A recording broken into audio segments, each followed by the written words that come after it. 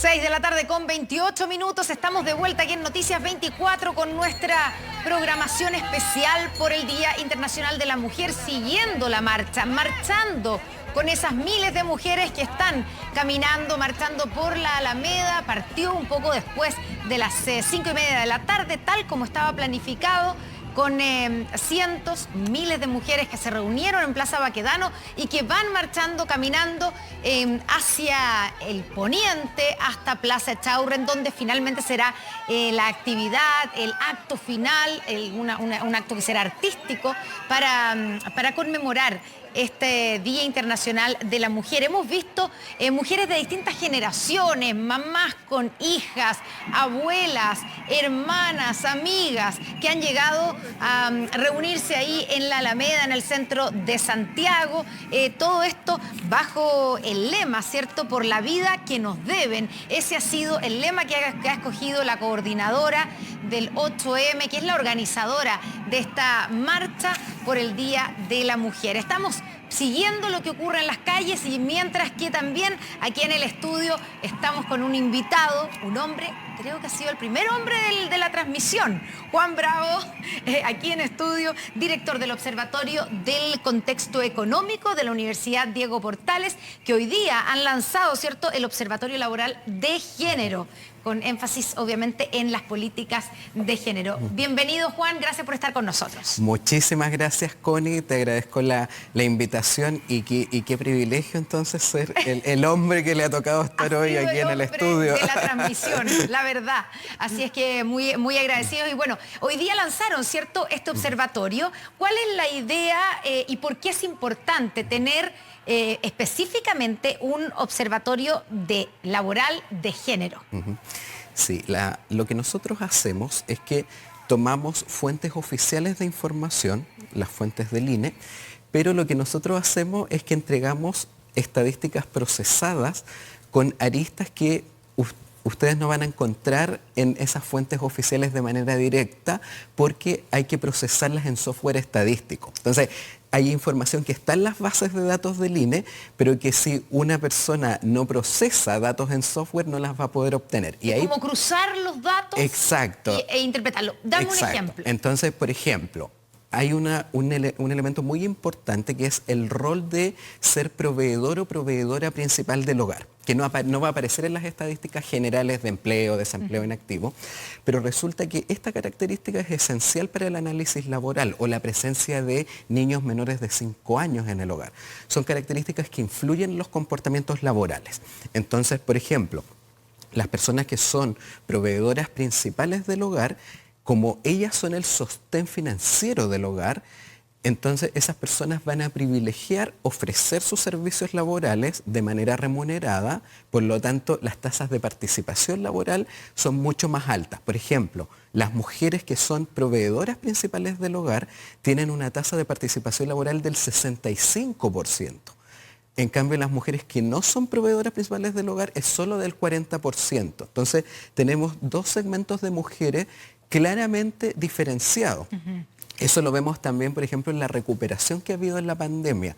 Fíjate que las mujeres que son proveedoras del hogar, hace mucho rato que ya recuperaron sus niveles de empleo prepandemia. En cambio, porque no les queda otra, básicamente. Porque no les queda otra, porque son el sostén financiero del hogar, pero ¿dónde está entonces la crisis profunda en el segmento femenino?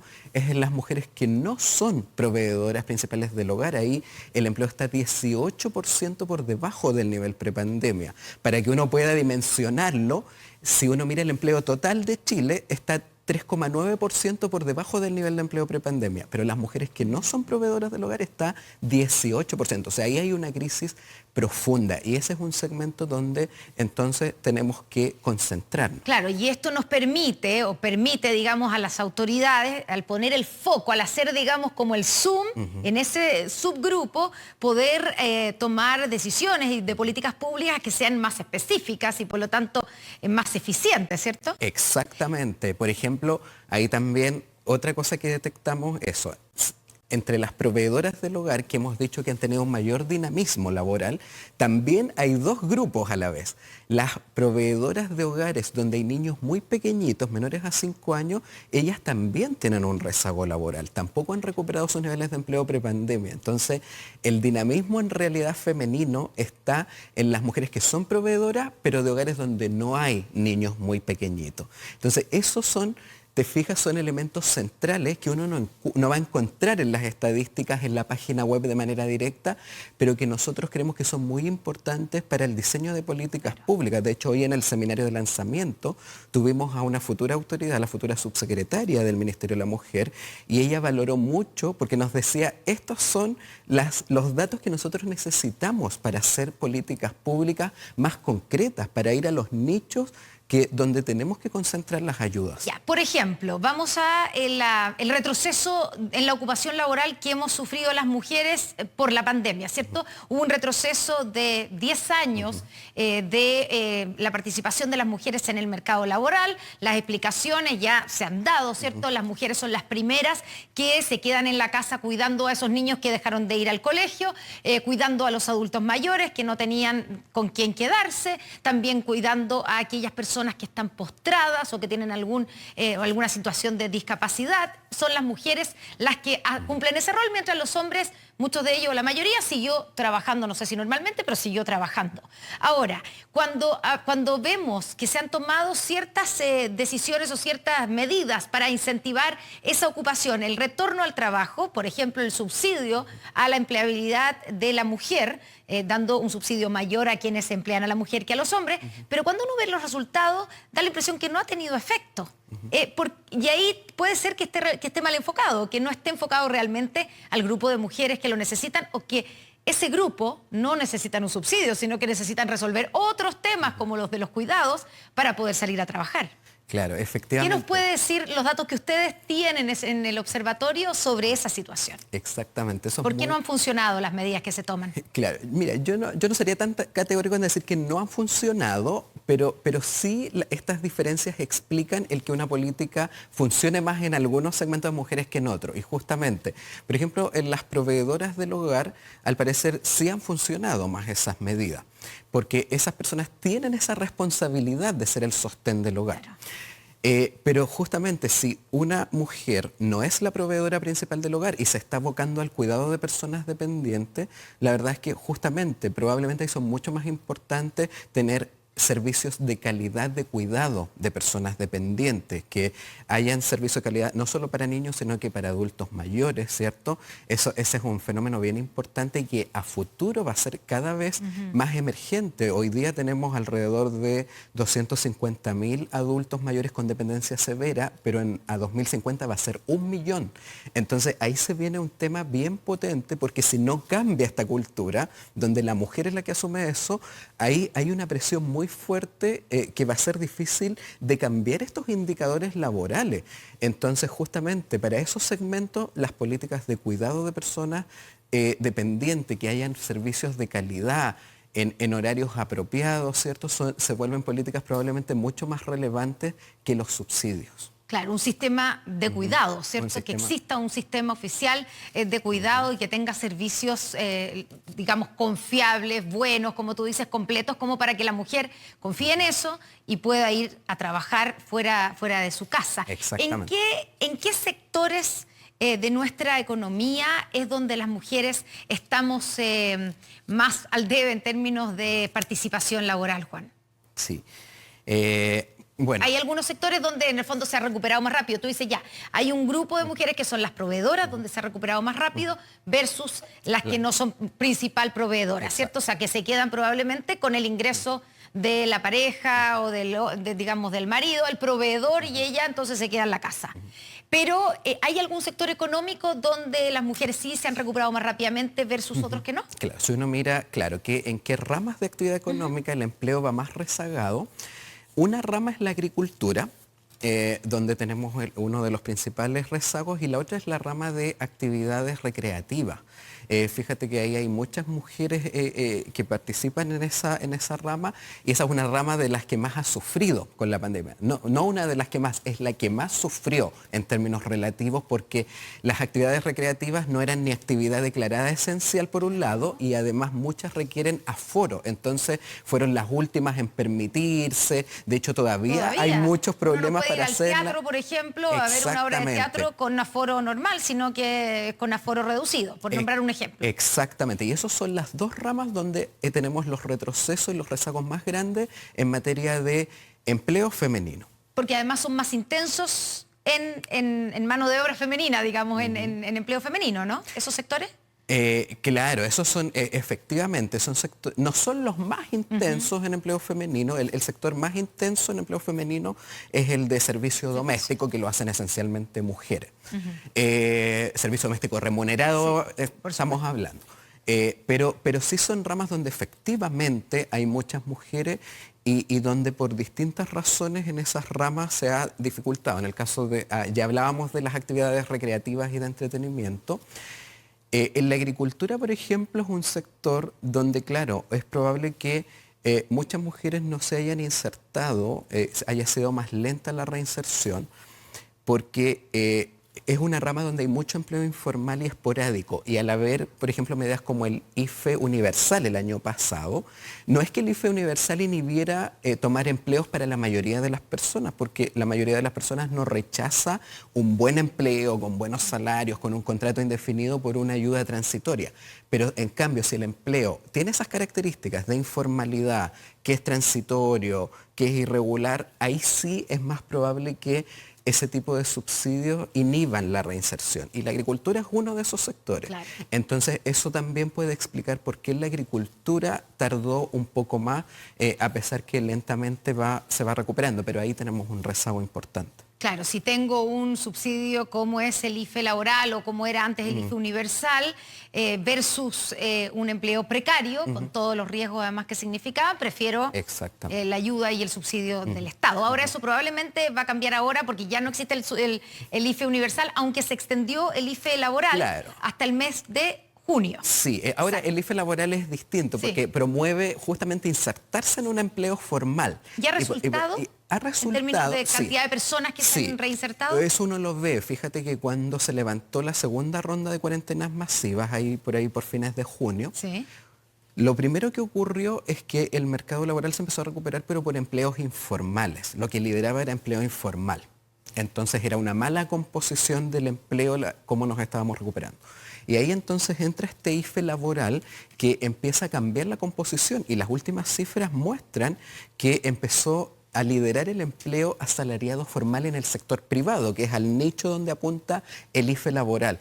Por lo tanto, efectivamente, se ha habido un efecto positivo del IFE laboral, no solo en generar empleo, sino que en mejorar la composición del empleo para que el empleo informal no lidere esa creación de empleo. Pero como hablábamos antes, claro, si uno ya empieza a desmenuzar un poquito más, ahí es importante eso, ver, por ejemplo, a qué mujeres les va a favorecer más. Probablemente las mujeres no proveedoras no les influya tanto como a las mujeres proveedoras. Y ahí, por eso de nuevo, este tipo de estadísticas que nosotros presentamos son muy importantes para un diseño más adecuado y focalizar mejor las políticas públicas. Claro, el énfasis, ¿cierto? Dicen cuando lanzan este observatorio laboral de género, dicen que los énfasis están en las políticas públicas pro equidad. ¿Cuáles debieran ser esas políticas públicas? Ahora que estamos a 4 días del cambio de gobierno, estamos comenzando un nuevo gobierno, ¿cuáles debieran ser, en base a esas cifras, a lo que ustedes han observado, las políticas claves pro equidad para lograr una mayor igualdad en la cancha entre mujeres y hombres en el mundo laboral? Claro, lo primero es que si nos vamos a la parte de subsidio, una vez que se acabe este IFE laboral, que, bueno, no sabemos si lo van a extender el próximo gobierno, pero sí sabemos que dura hasta junio. Pero lo que sí es claro es que no puede durar de manera indefinida por su elevado costo fiscal. Es una medida extremadamente cara y estamos en un escenario fiscal complejo donde se tiene que normalizar la política fiscal. Entonces, por eso es que uno no puede usar permanentemente una medida como el IFE laboral para mantener una creación de empleo sostenible y alta en empleos formales. por su elevado costo. Por eso los gobiernos anteriores no lo habían hecho así, porque es muy caro.